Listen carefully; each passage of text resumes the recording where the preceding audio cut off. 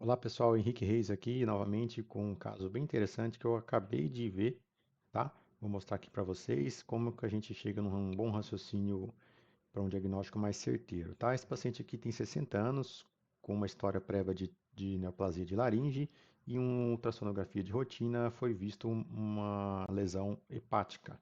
E aí foi solicitada essa ressonância de abdômen superior, tá? A gente já encontra no coronal T2 esse grande nódulo, essa grande massa aqui na região central do fígado, né?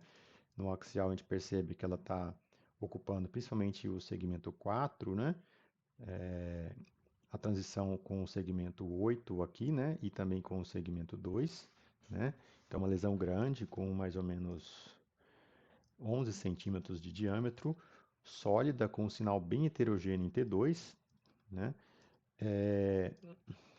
Com um hipossinal T1, um discreto hipossinal T1, também meio heterogêneo. Percebe que quando a gente janela, a gente consegue ver algumas áreas com sinal mais intermediário em T1, com bastante restrição à difusão, né? Então, uma restrição bem acentuada, com um mapa de ADC com mais baixo sinal na periferia, né? Uma restrição verdadeira. Quando a gente injeta o contraste, eu vou colocar aqui as 4 sequências, a gente vai perceber que essa lesão tem um realce hipovascular em relação ao restante do órgão, né? E heterogêneo, né? Perceba que na fase arterial a gente praticamente não identifica tanto realce, a não ser que a gente faça a subtração, a gente vai perceber que ela tem um discreto realce periférico, né? Aqui tem um porém também, porque a fase arterial ficou bem precoce, a gente quase não tem contraste na veia porta, que seria o necessário na avaliação da fase arterial dominante do fígado, mas na fase portal e na de equilíbrio a gente percebe que é um realce algo heterogêneo, né, discreto, com predomínio periférico, alguns septos realçantes. Então, uma lesão que tem sinal heterogêneo em T2, com bastante restrição de fusão, um realce heterogêneo hipovascular, que é uma lesão que a gente deve pensar na primeira hipótese como uma lesão neoplásica, tá? E aí nós temos três caminhos para seguir. Primeiro, esse paciente tem neoplasia de laringe, então será que é uma metástase do tumor primário? O que a gente pode tirar dessa informação? Metástase de câncer de laringe normalmente não consiste em uma lesão única, isolada. Normalmente são várias lesões, principalmente o SEC, né, o carcinoma escamoso, né? Então, a gente tem uma metástase única de grande volume, não faz tanto, não fala tanto a favor a uma neoplasia de laringe, tá? Segunda hipótese, um tumor primário do fígado, né? Então, a gente pensa o quê? Primeiro, quais os principais tipos de tumor primário do fígado? O colangiocarcinoma e o hepatocarcinoma, o CHC, tá? O colangiocarcinoma, classicamente, costuma ter baixo sinal T2 em relação ao fígado, ou um sinal heterogêneo também desse parecido com essa lesão, mas classicamente a lesão do colangiocarcinoma promove muita retração capsular, né? Então a gente, na verdade, tem uma expansão aqui, um componente até rompendo aqui um pouco a cápsula hepática e não temos aquela retração capsular. Não vemos também dilatação das vias biliares, que pode ocorrer na periferia das lesões, né, da lesão do colangiocarcinoma intrahepático. Além disso, o realce, ele já fala um pouco a mais a favor de colangiocarcinoma, um realce tardio, heterogêneo, periférico, com um aspecto de progressão durante as fases, tá?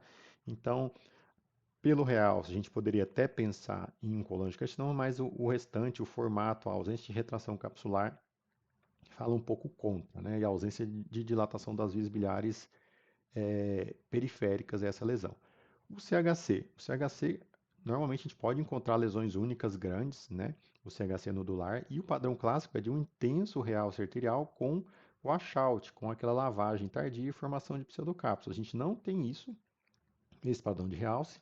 E além disso, a gente tem um fígado que não tem estigmas de cirrose, ou seja, é um fígado saudável, de contorno liso, borda fina, né? Não temos alargamento das fissuras, não tem sinal de esplenomegalia ou varizes, então ele não tem estigmas de cirrose para a gente pensar num carcinoma hepatocelular, no CHC.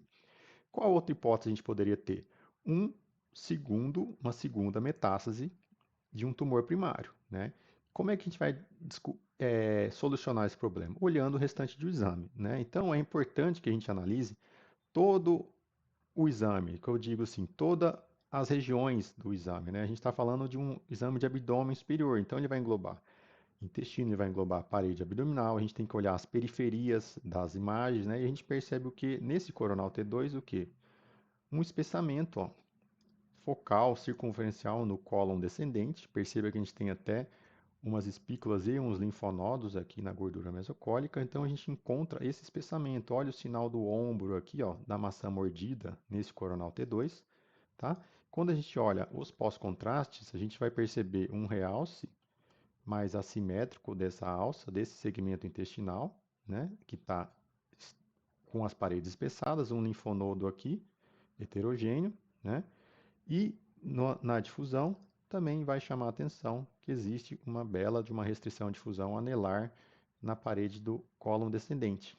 Então, na verdade, aqui nesse paciente a gente está frente a um segundo tumor primário, ou seja, já tinha um tumor de laringe, e agora ele tem uma neoplasia do cólon descendente, uma lesão neoplásica descendente com uma metástase única de cólon. E é bem comum as metástases do câncer de cólon serem metástases únicas e grandes, tá? Então sempre pensem também nessa possibilidade de diagnóstico quando você está frente a grandes massas hepáticas e um fígado saudável, tá bom? Então, finalizando aqui, um paciente com tumor de cólon descendente, com linfonodos e uma grande metástase única no fígado, ok? Bom, espero que vocês tenham gostado e até a próxima, pessoal.